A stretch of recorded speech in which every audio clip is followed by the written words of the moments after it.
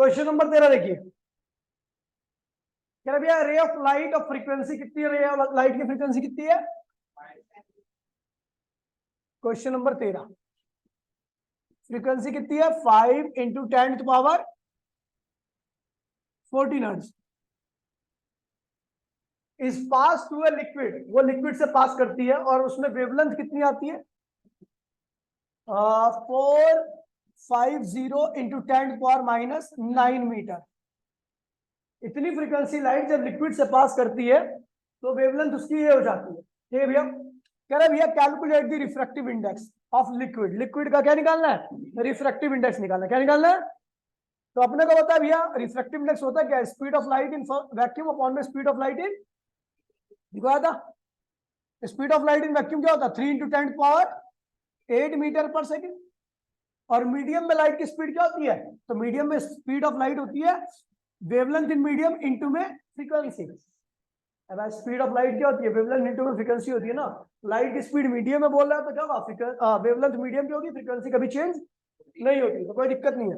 तो mu equals में क्या हो जाएगा 3 into 10⁸ metre per second divide by lambda कितना है 450 इंटू 10⁻⁹ और फ्रीक्वेंसी कितनी है 5 इंटू 10⁻14। सॉल्व कर लीजिए, मीटर पर सेकेंड आपका आंसर आ गया, कोई दिक्कत तो नहीं है। चलो अब अगला क्वेश्चन देखिए भैया, समझ गए।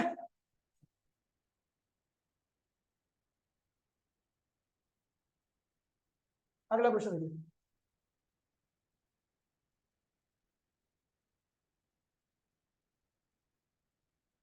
Question number 14। ठीक है, क्वेश्चन नंबर 14 क्या कह रहा है देखिए, question number 14 light of wavelength, light की वेवलेंथ कितनी है 6000 एंगस्ट्रॉम। लाइट की वेवलेंथ कितनी है 6000 एंगस्ट्रॉम। कहां पर है, एयर में। कहां पर है, तो ए लिख दो, लैम्डा ए मतलब एयर के अंदर की बात होगी। अच्छा रिफ्रैक्टिव इंडेक्स क्या है, enter some medium with refractive index 1.5। कहां एंट्री मार रही है, एक ऐसे मीडियम में जिसका रिफ्रैक्टिव इंडेक्स क्या है 1.5 है। क्या है, what is the frequency and wavelength of the light in that medium. तो कह रहा है भैया इस मीडियम में फ्रीक्वेंसी और वेवलेंथ ऑफ लाइट बताइए क्या होगी। तो भैया एक काम करते हैं, हमें पता है भैया कि फ्रीक्वेंसी कभी चेंज होने वाली नहीं है, तो एक काम करते हैं फ्रीक्वेंसी, पहला पार्ट करो फ्रीक्वेंसी। फ्रीक्वेंसी होता है speed of light in vacuum upon में speed of wavelength in vacuum. तो स्पीड ऑफ लाइट वैक्यूम में क्या होता है 3 इंटू 10⁸ मीटर पर सेकेंड।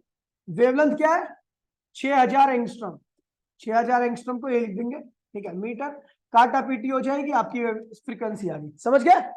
उसके बाद सेकंड पार्ट कह रहा है भैया कि बताइए इसका वेवलेंथ क्या होगी। मीडियम में एंट्री मान ली, तो मीडियम के अंदर वेवलेंथ क्या होगी, क्या होगी वेवलेंथ।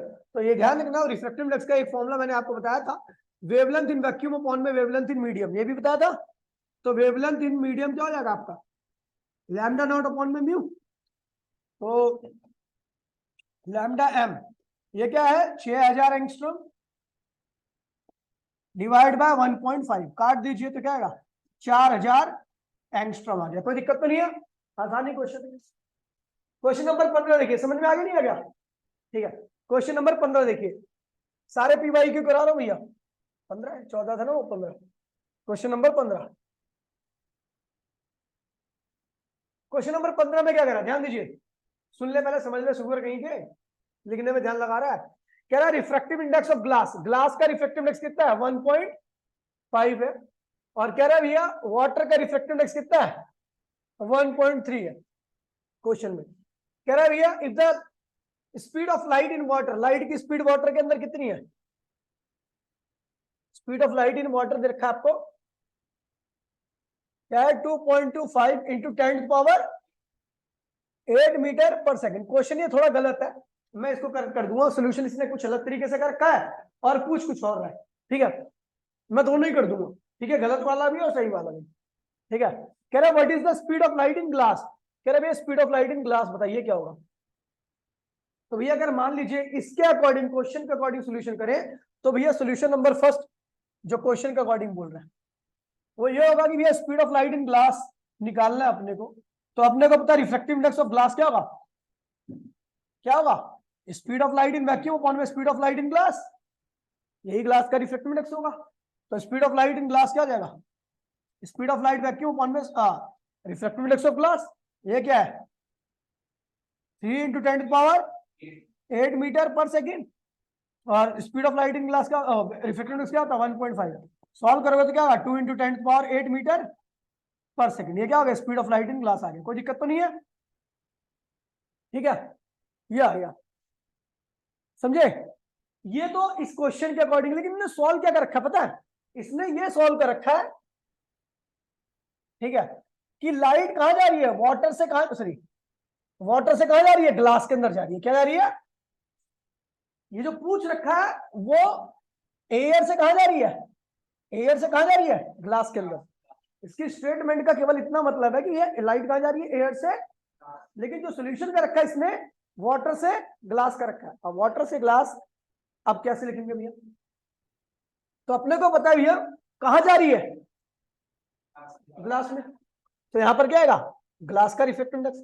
कहां से आ रही है, तो इधर क्या आएगा भैया वाटर का रिफ्रैक्टिव इंडेक्स।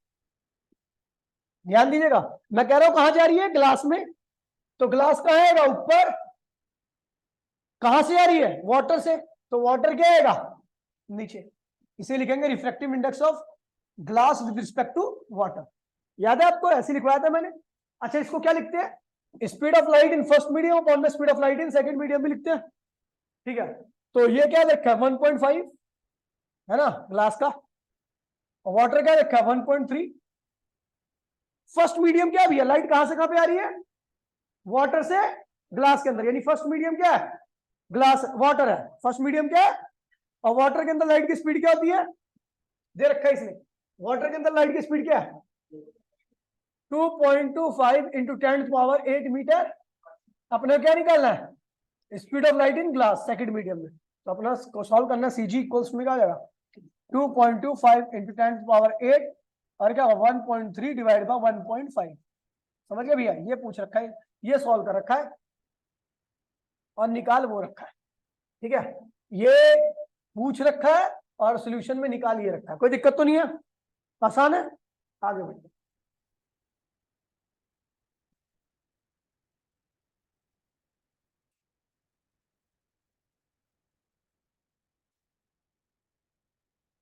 हेलो, अरे यार क्वेश्चन नंबर 19 देखिए, क्वेश्चन नंबर 19 क्या कह रहा है, लेकिन दी apparent depth of an object at a bottom of the tank, ठीक है, with a liquid of refractive index is 1.3 7.7 centimetre. कह रहा है एक रिफ्रैक्ट लिक्विड है जिसका रिफ्रैक्टिव इंडेक्स क्या है 1.3 है, उसके अंदर जो कोई चीज है उसके अंदर, ठीक है, ऑब्जेक्ट है, उसकी जो एपरेंट डेप्थ दिखाई दे रही है वो कितनी है 7.7 सेंटीमीटर। देखिए एक लिक्विड इतना है, उसका रिफ्रैक्टिव इंडेक्स इतना है, उसके अंदर कोई ऑब्जेक्ट है जिसको लिक्विड के ऊपर से देखने पर उसकी एपरेंट डेप्थ क्या दिखाई दे रही है 7.7 सेंटीमीटर। कह रहा भैया रियल डेप्थ निकालिए। आपको याद है ना एक्स रियल डेप्थ था, वाई एपरेंट डेप्थ है और एक्स क्या है रियल डेप्थ है। कोई दिक्कत तो नहीं है, तो चलो भैया देखते हैं। आपको पता है म्यू क्या होता है, रियल डेप्थ अपॉन में एपरेंट डेप्थ, म्यू कितना है 1.3, रियल डेप्थ क्या है भैया निकालनी है एक्स, एपरेंट डेप्थ आपको क्या देखिए 7.7। सॉल्व कर लीजिए, आपकी जो एक्स की वैल्यू होगी वही आपका क्या होगा आंसर होगा, ठीक है, कुछ भी नहीं।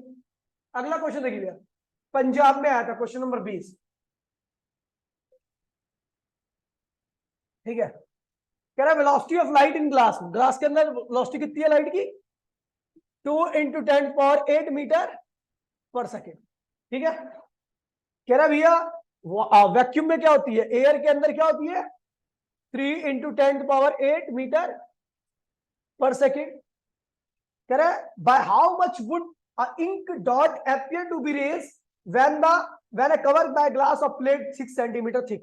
कह रहा भैया ग्लास प्लेट लीजिए, उसके नीचे इंक डॉट है, ये एनसीईआरटी में भी है, एनसीईआरटी में भी ये क्वेश्चन है, यहां पर इंक डॉट है, इंक डॉट है, ठीक है, और इस स्लैब की थिकनेस कितनी है, तो बोल रहा है भैया 6 सेंटीमीटर थिकनेस है। तो कह रहा है ये कहां पर दिखेगा, तो मैंने मान लिया ओ डैश पे दिखेगा। ओ डैश की वैल्यू क्या ले ली मैंने, वाई ले ली। क्या ले ली, और ये एक्चुअल डेप्थ क्या है इसकी, एक्स। एक्चुअल डेप्थ क्या है इसकी, डेप्थ, एक्चुअल डेप्थ वही होगी जितनी इसकी क्या होगी, स्लैब की थिकनेस होगी। जस्ट यहां से देखा जा रहा है, यहां से देखा जा रहा है, इसके जस्ट स्लैब के ऊपर से इसकी एक्चुअल थिकनेस क्या है, 6 सेंटीमीटर स्लैब की थिकनेस के बराबर होगा। और डॉट क्या होगा, थोड़ा अपनी पोजीशन से ऊपर उठेगा, उठ के दिखाई देगा। ठीक है, तो कह रहा है भैया कि क्या कह रहा है, अच्छा इसका रिफ्रैक्टिव इंडेक्स निकालना है, क्या निकालना है, हाउ मच, अच्छा पहले सॉरी रिफ्रैक्टिव इंडेक्स भी निकालना है, साथ साथ में इसमें आपको ये भी बताना है कि कितना ऊपर उठेगा, मतलब अपरेंट डेप्थ दिखानी है।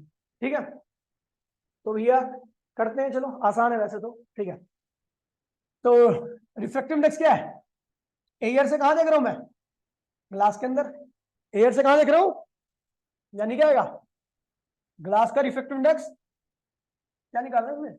अच्छा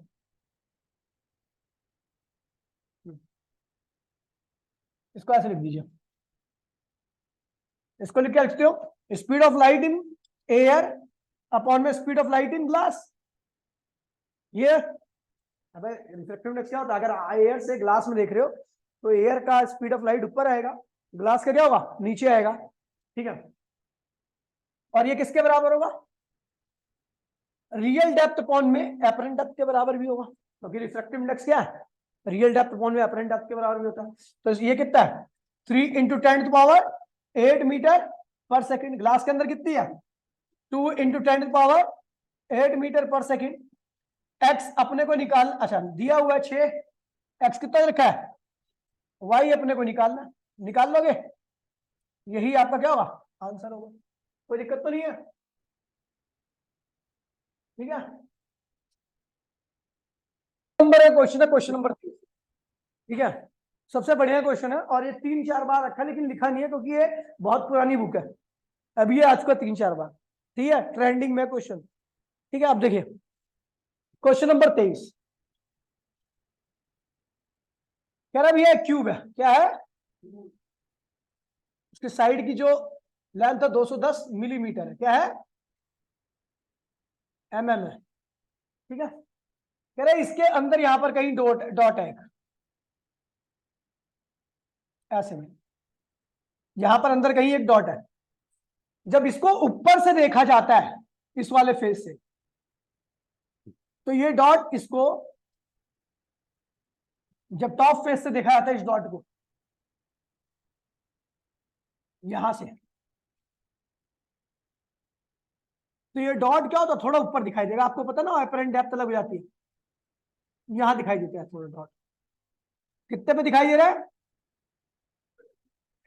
100 सेंटीमीटर पे। कितना दिखाई दे रहा है, जब ऊपर से देखा जाता है तो ये डॉट 100 मिलीमीटर की दूरी पर दिखाई देता है। लेकिन जब इसी डॉट को नीचे से देखा जाता है तो ये डॉट क्या होता है, 40 मिलीमीटर दूरी पर दिखाई देता है। ठीक है, क्वेश्चन क्या क्या पूछ रहा है, पहला पार्ट कह रहा है what is it's refractive index, इस मीडियम का रिफ्रैक्टिव इंडेक्स क्या होगा। दूसरा, यहां पर ये आपको या तो x1 बताना है, यहां ऊपर से रियल डेप्थ, या x2 नीचे से रियल डेप्थ। x2 क्या है, नीचे से रियल डेप्थ है उसकी, और x1 क्या है, ऊपर से रियल डेप्थ है। कोई दिक्कत तो नहीं है, ये बताना है आपको। x1 भी बता दीजिए और x2 भी बता दीजिए, कोई दिक्कत तो नहीं है। चलो करते हैं, आसान क्वेश्चन है, सॉल्यूशन। आपको पता है यदि आप x1 और x2 इन दोनों को जोड़ोगे तो क्या आएगा, 210 मिलीमीटर के बराबर आएगा। ये हो गया पहली इक्वेशन होगी। एंड आपको पता है रिफ्रैक्टिव इंडेक्स, इसका जो रिफ्रैक्टिव इंडेक्स होगा वो क्या होगा, टॉप से अगर मैं बोलूं, इससे टॉप से देखने पर, तो वो रियल डेप्थ अपॉन में अपरेंट डेप्थ के बराबर होगा। x1 की वैल्यू अपने को पता नहीं है, y1 पता है कितना है, 100 सेंटीमीटर। तो ये म्यू, और इसको x1 को हमें पता नहीं है, x1 नहीं पता, नहीं पता, y1 कितना है भैया, 100। तो x1 की वैल्यू क्या होगी, 100 म्यू। ये होगी आपकी सेकेंड इक्वेशन, समझ गया। एंड नीचे से देखने पर, नीचे से बॉटम से, अगर मैं बॉटम की बात करूं तो यही म्यू क्या होगा, x2 अपॉन में y2 के बराबर होगा बॉटम से। तो ये म्यू x2 क्या पता नहीं है, y2 पता है अपने को कितना है 40, तो x2 की वैल्यू क्या है 40 म्यू। ये होगी आपकी थर्ड इक्वेशन। ठीक है, on putting the value of second and third, on putting the value of second and third in first equation, क्या होगा आपका, x1 की वैल्यू क्या रखी है 100 म्यू और x2 की वैल्यू क्या रखी है 40 म्यू। ये क्या हो जाएगा आपका 210, ये हो जाएगा 140 म्यू 210, जीरो से जीरो कैंसिल हो गया, म्यू इक्वल्स में क्या हुआ 1.5 आ गया। क्या आ गया, रिफ्रैक्टिव इंडेक्स की वैल्यू क्या आ गई इसके 1.5 आ गई। अब अपने को निकालना है x1 और x2, तो x1 क्या होगा, x1 क्या होगा म्यू y1 था, म्यू की वैल्यू क्या है 1.5 और y की वैल्यू क्या रखी है 100 मिलीमीटर। तो क्या होगा भैया, एक्चुअल डेप्थ क्या टॉप से 150 मिलीमीटर, ऊपर से एक्चुअली में कहां पर है भैया, ऊपर से एक्चुअली में ये कहां है 150 मिलीमीटर की दूरी पर, समझ गए। और ये टॉप से, बॉटम से क्या होगा यही x2 म्यू y2 1.5, y2 की वैल्यू अपने को पता है क्या है 40, तो क्या होगा 60 मिलीमीटर। बॉटम से उसकी एक्चुअल दूरी क्या होगी, समझ गए भैया, हो गया क्वेश्चन। कुछ था इसमें, कुछ भी नहीं था, कुछ टाइप का क्वेश्चन था, लेकिन क्वेश्चन बहुत बढ़िया थे वाला। ठीक है, ऑल टाइम बेस्ट क्वेश्चन है। ठीक है, समझ गया। अब आ रहा है आपका topic TIR, total internal reflection. Topic का नाम है TIR और उसका बेसिक कंसेप्ट क्या है,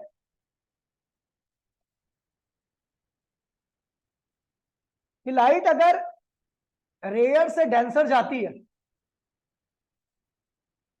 मान लीजिए रेयर से कहां जा रही है डेंसर में जा रही है, तो नॉर्मल की तरफ क्या करती है बैंड कर जाती है ना। और लाइट अगर डेंसर से रेयर जाती है तो क्या होती है, नॉर्मल से क्या होगी दूर हट जाएगी। ठीक है, इसी कंसेप्ट के ऊपर बेस्ड है आपका TIR, टोटल इंटरनल रिफ्लेक्शन। ठीक है, होता क्या भैया कि यहां पर एक सोर्स है TIR टॉपिक है। ठीक है, यहां पर एक सोर्स है, लाइट एमिटिंग सोर्स है, उससे लाइट निकल रही है, रेज निकल रही है।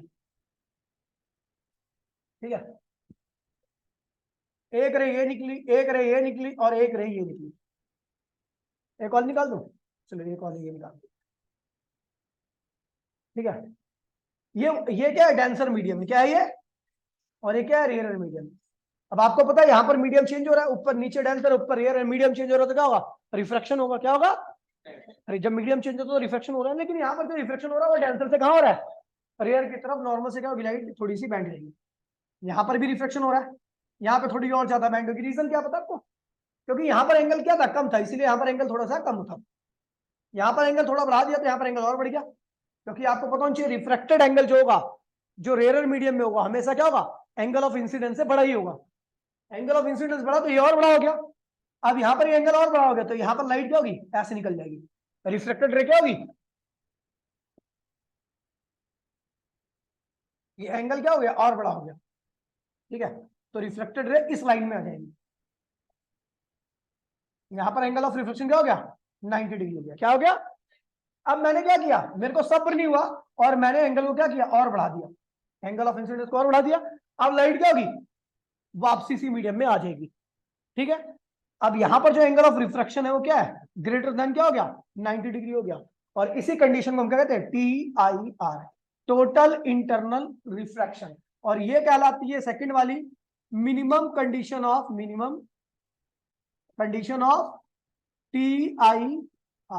इसे क्या कहते हैं मिनिमम कंडीशन ऑफ TIR। और इसी पॉइंट के लिए इसी पॉइंट के लिए, सी छोटी बड़ी, इसी पॉइंट के लिए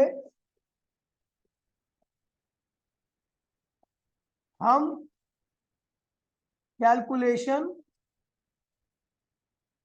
करते, इसी पॉइंट के लिए सारी कैलकुलेशन होती है। अच्छा, यहां पर एंगल को हमने क्या लिख दिया, I1, यहां के एंगल ऑफ इंसिडेंस को क्या लिख दिया, I2, यहां का एंगल ऑफ इंसिडेंस क्या हो गया, I3, और यहां का एंगल ऑफ इंसिडेंस क्या हो गया, I4। जो यहां पर I3 है, हेयर I3, I3, ये जो I3 है ना, इस पे रिफ्लेक्टेड है, रिफ्लेक्टेड रे ने कितना एंगल बना लिया नॉर्मल साहब, I3 जो था, जब एंगल ऑफ इंसिडेंस की वैल्यू I3 के बराबर थी, तो इस पर रिफ्लेक्टेड रे ने नॉर्मल से कितना एंगल बनाया, 90 का। तो इस I3 को हम कहते हैं भैया क्रिटिकल एंगल। क्या कहते हैं इसे, IC को हमने क्या बोला, क्रिटिकल एंगल। क्या बोला, IC लिखा, IC मतलब critical angle.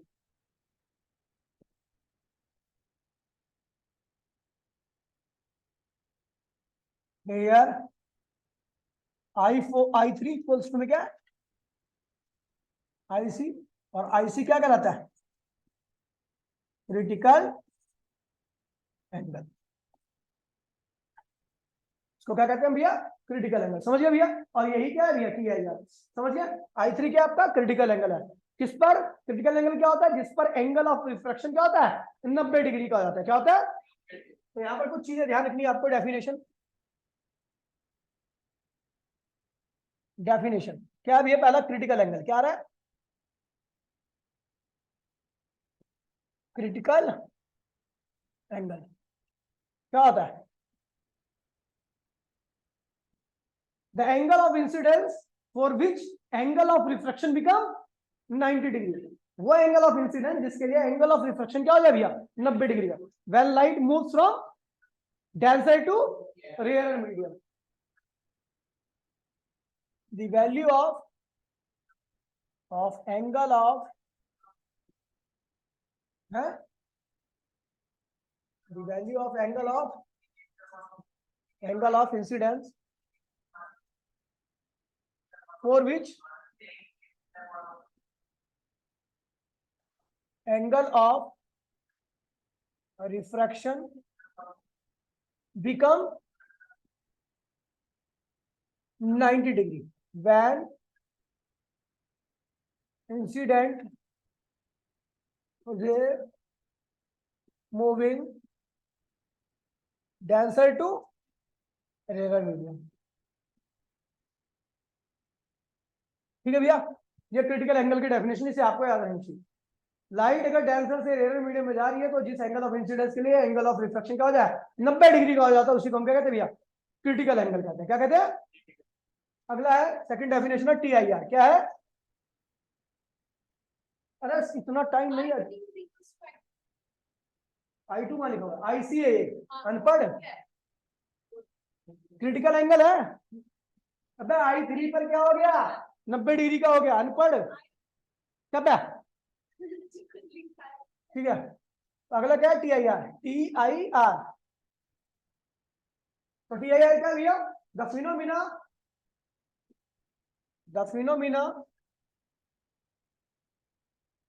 in which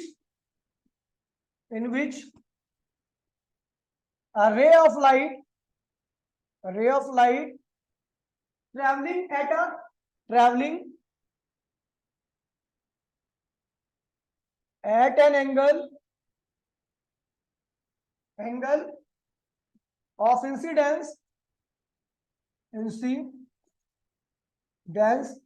greater than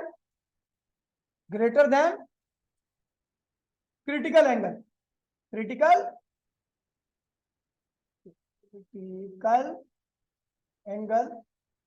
angle, ठीक है, from denser to rarer medium, ठीक है, it is totally reflected back into the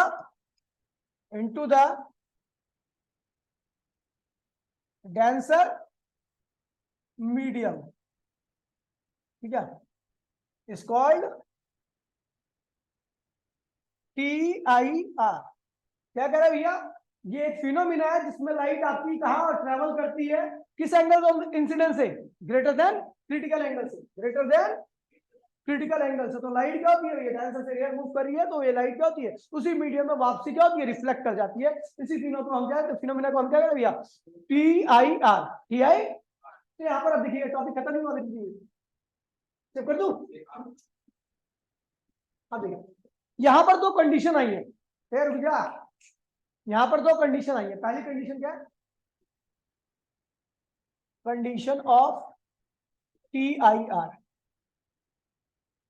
पहली कंडीशन क्या है, फर्स्ट, लाइट हमेशा डेंसर से कहां मूव करे, अगर रेयर से डेंसर मूव कर जाएगी तो क्या TIR होगा, नहीं होगा। इसका रीजन पता क्या है, अगर मान लीजिए आपकी लाइट रेयर से कहां जा रही है, डेंसर में जा रही है, तो हमेशा नॉर्मल की तरफ जाती है, कभी उस मीडियम में वापसी नहीं आ सकती।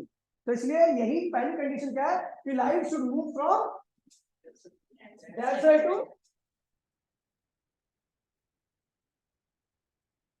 Light should, hello, light should move from, हाँ हाँ बोल, अरे एक मिनट रुक जा यार, मीडियम, मैं अभी जस्ट कर रहा हूँ, क्लास खत्म होने वाली है, सेकंड, एक सेकंड में कर रहा हूँ। Light should move from denser to rare medium, पहली कंडीशन ही होगी। और दूसरी, angle of incidence, angle of incidence कौन सा, incidence should be greater than क्या, क्रिटिकल एंगल। आपने देखा भैया कि जब TIR कब हुआ, जब आपने क्रिटिकल एंगल से ज्यादा एंगल ऑफ इंसिडेंस रखा, समझ गया। अब देखिए कैलकुलेशन आ गई, क्या आ रही है, calculation according to Snell's law. क्या कहता है, refractive index of first medium sine angle of incidence is equals to refractive index of second medium sine angle of refraction. अपने को पता है जब TIR हुआ था तो मैंने कैलकुलेशन किस पॉइंट के लिए की थी, जब आपका एंगल ऑफ इंसिडेंस क्या होता, क्रिटिकल के बराबर, और एंगल ऑफ रिफ्लेक्शन क्या हो गया था, 90 डिग्री के बराबर। ये था आपका, ये लाइट, ये मीडियम क्या था, डेंसर, और ये क्या था, इस पॉइंट के लिए आपने कैलकुलेशन की थी, याद है नहीं याद है, समझ गए।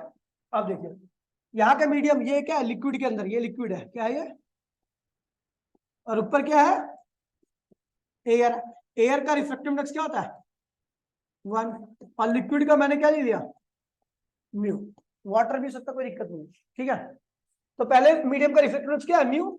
एंगल ऑफ इंसिडेंस क्या है, क्रिटिकल एंगल के बराबर है।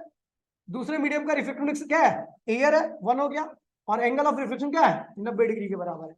तो ये हो जाएगा आपका म्यू इक्वल्स टू में साइन IC इक्वल्स टू में क्या हो जाएगा, 1 साइन 90 भी 1 होता है और वो भी 1 होता है, ठीक है, कोई दिक्कत तो नहीं है। ये हो जाएगा आपका mu sine IC equals to में क्या हो गया, 1, तो आपका साइन IC क्या हो जाएगा, 1 बाय में म्यू, तो क्रिटिकल एंगल क्या हो जाएगा, साइन इनवर्स 1 बाय में म्यू।